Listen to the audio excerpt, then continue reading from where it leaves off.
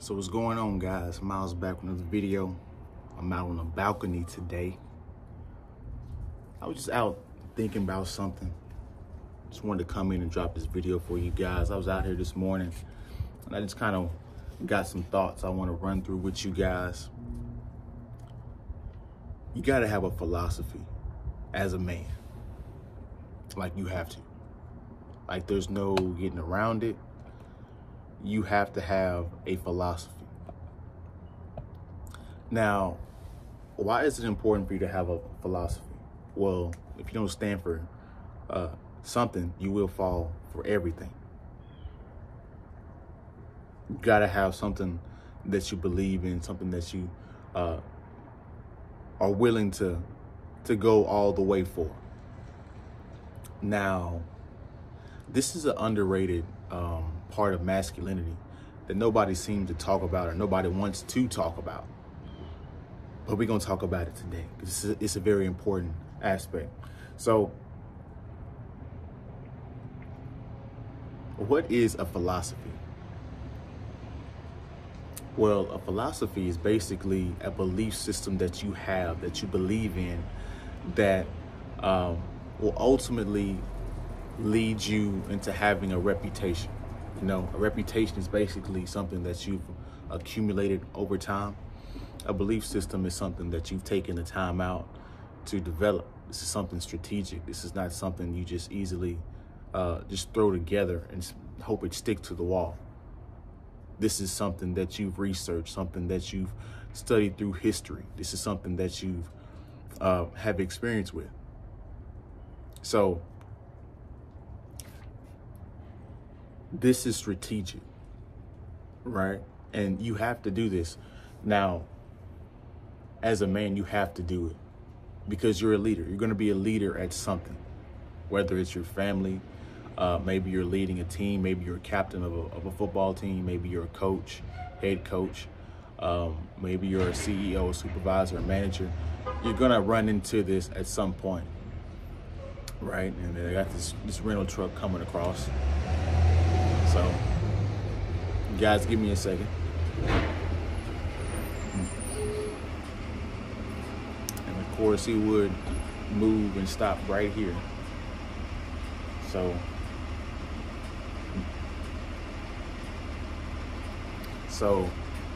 what are some other things?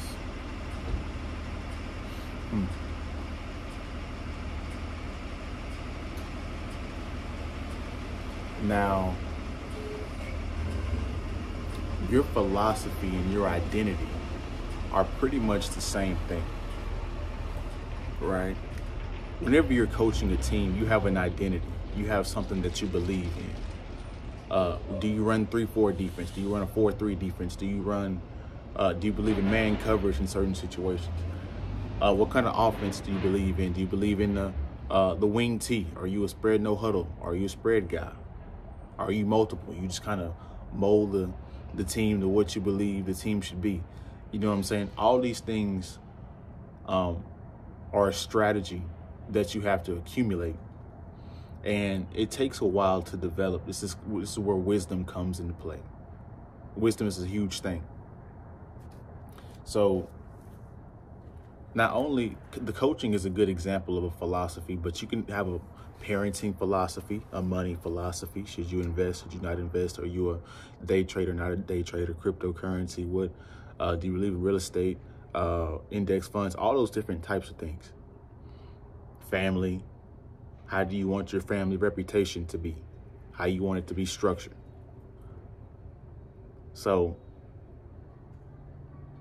protector, government, like all these different types of things are religious beliefs or something that you have to believe in or something that you choose to believe in,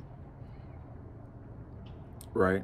So, you can't lead if you don't know who you are. How can you lead effectively when you don't know what you believe in, when you don't know which way you want to go? As a man, you have to be decisive and know what you want out of life. But you have to take the time to understand your strengths, your weaknesses, what you're good at, what you're not good at, what you're willing to sacrifice, what you're not willing to sacrifice, the boundaries that you have. All those different types of things go into, you know, your philosophy. And like I said, philosophy is not just one way of life. It's multiple things that you have to do. It could be the style of dress that you believe in. You know, whatever it is in this world, you got to have some kind of stance that you believe in.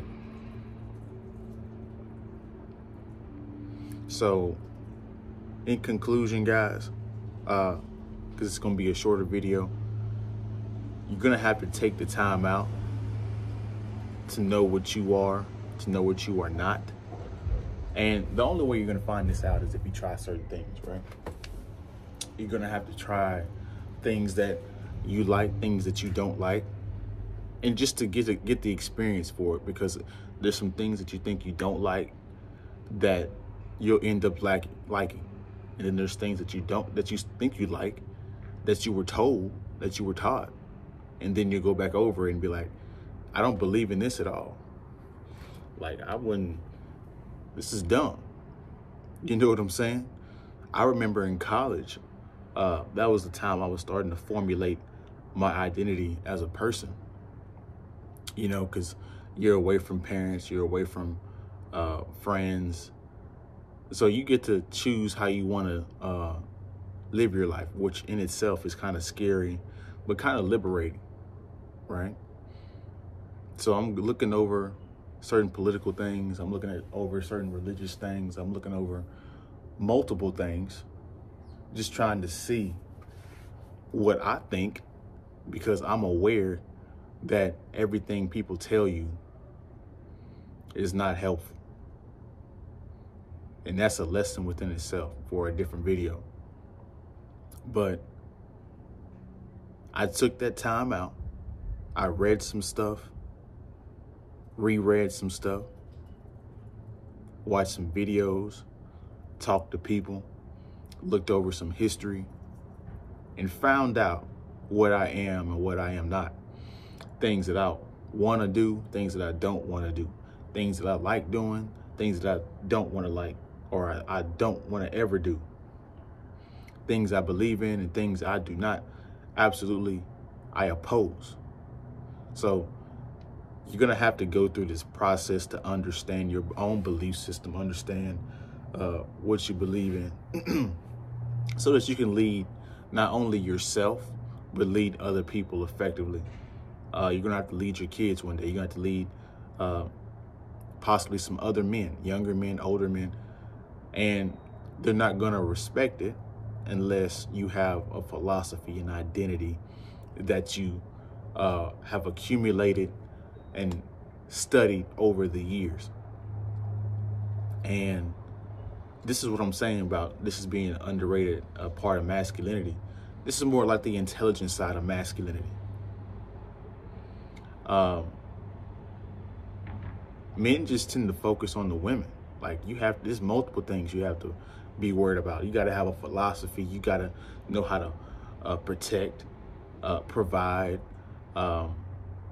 what to do when things go wrong, an emergency plan. Like, there's so many different things that you have to be good at and do. And, you know, attracting women is just 20% of it. But guys focus on that 20% because that's all they have to point to. That's all that they're good at, which is an insecurity in itself. So that's my video for today. I appreciate you guys watching. You guys have a good day, good week. See you guys on the next one, man. On the way out, like, comment, subscribe, and share the video if you like the video. We'll see you, man.